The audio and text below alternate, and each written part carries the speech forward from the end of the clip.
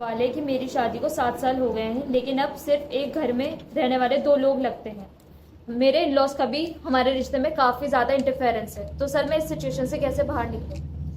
देखिए ना, बहुत चैलेंजिंग सिचुएशन होती है जब इन लॉज और हस्बैंड के बीच का रास्ता जब बनाना पड़ता है। दोनों तरफ दिक्कत है। इन लॉज को तो दिक्कत है ही है, पर हस्बैंड को दिक्कत होती है कि अपनी माँ बाप की बात सुने या वाइफ की बात सुने। वाइफ को दिक्कत होती है कि हस्बैंड को समझाए या माँ अपने सास को, ससुर को समझाए। ये बहुत फैमिलीज में देखा गया है। प्लस पॉइंट तो है ही है कि एक जॉइंट फैमिली के अंदर, पर दिक्कत भी होती है कि जब हम इंटरफेरेंस ज्यादा होती है।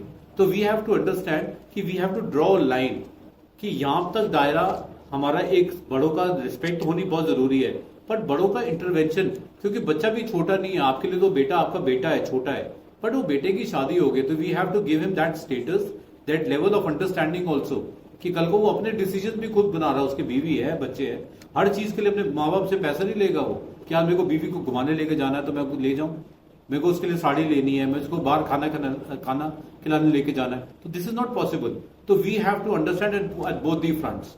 अब करना क्या चाहिए इस सिचुएशन में? पहले तो ये आइडेंटिफाई करना चाहिए कि किसकी ज्यादा इंटरवेंशन है। अगर वाइफ की बात या उस लेडी की बात समझी जाए जो कह रही है कि अपने उनका इन लॉज का ज्यादा इंटरवेंशन है, तो ये सजेशन दिया जाएगा कि अपने हस्बैंड से बात करें और पोलाइटली बात करें कि ज्यादा इंटरवेंशन ठीक नहीं रहता। आजकल की फैमिली में we have to give everybody space. थोड़ी थोड़ी जगह आजादी दे, जितनी आजादी देंगे उल्टा लोग आपको अप्रिशिएट करेंगे। प्यार से रहिए, एक जिंदगी है, सुख से रहिए।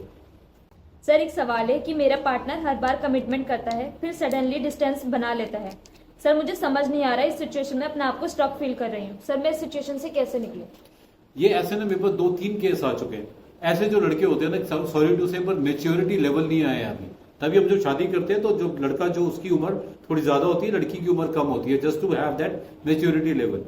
जब ऐसा लड़का जो कमिटमेंट करके फिर वापस मुकर जाता है, तो दैट सिंपली मीन्स कि अपने पैरों पे वो खड़े होने के अभी काबिल नहीं है। अभी अपनी फैमिली से डरता है या अपने माँ बाप को बोलने से डरता है। तो वो ऐसे जो कमिटमेंट आपके साथ, तो कमिटमेंट करना चाहता है, आपको प्यार तो करता है वो, पर that is not the whole scene. पर क्या वो कमिटमेंट, क्या वो प्यार सारी उम्र तक निभा पाएगा, या आपको सोचना है जब शुरू में वो करने के काबिल नहीं है, अभी तक वो ही is not able to stand on his own feet, अपनी एक डिसीजन बनाने की कैपेसिटी नहीं है उसको, अपने माँ बाप से बात करने की हिम्मत नहीं है। तो इसका मतलब आगे भी आपको सोच के डिसीजन लेना पड़ेगा कि ये आगे जाके फिर अपने हर चीज अपने माँ बाप से पूछेगा क्या। तो ऐसे केस में क्या करना चाहिए? उससे बैठ के बात करनी चाहिए। या तो हिम्मत दिखाए, अपने पैरों पे खड़ा हो जाए, या फिर आपको हिम्मत दिखानी पड़ेगी, आप अपने पैरों पे खड़े हुए आप डिसीजन बनाए, चाहे उसके लिए चाहे अपने लिए, but you have to have a firm decision maker. Either आपका पार्टनर हो या आप हो, एक डिसीजन मेकर पक्का चाहिए। लड़की का सवाल है कि उसे लगता है कि मेरी बेस्ट फ्रेंड मेरी सक्सेस से जेलस है। मैं उससे दूर हो जाऊं या उसे समझाऊं? मुझे ये समझ नहीं आ रही बात। देखो, जेलसी फैक्टर जो होता है पीयर प्रेशर में होता है। अब आप समझाएंगे उसको, आई रियली डाउट वो नहीं समझ पाएंगी, क्योंकि एक समझाना, ये आपने छोटे बच्चे नहीं है कि आप उसको समझाएंगे वो समझ जाएंगे।